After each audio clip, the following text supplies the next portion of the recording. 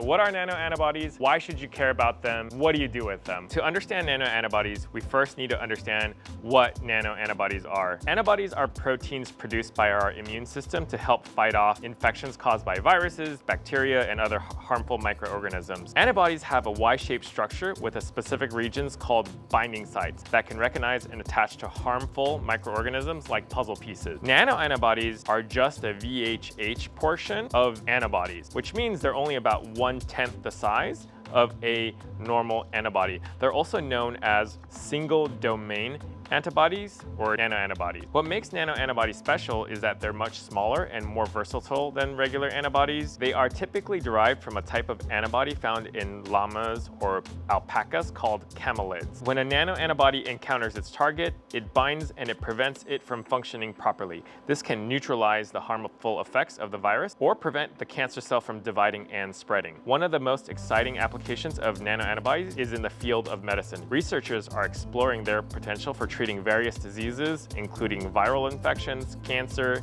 and autoimmune disorders. Nanoantibodies can also be engineered to act as delivery vehicles, carrying drugs or other therapeutic molecules directly to the site of the disease, which can increase their effectiveness and reduce side effects. Antibodies have several advantages over traditional antibodies. They are smaller, they're more stable, they're easier to produce in the lab. They can also penetrate tissues more effectively, which makes them ideal for targeting hard-to-reach areas in the body. It's also incredibly useful for diagnostics. You can make antibody kits and reagents for a fraction of the cost of normal antibodies, and these can be grown in E. coli, which makes them very, very cost-effective to produce. They're super useful. You can use them for medicine, you could use them for therapeutics, and they're super great for diagnostics. So that's a quick synopsis for nanoantibodies.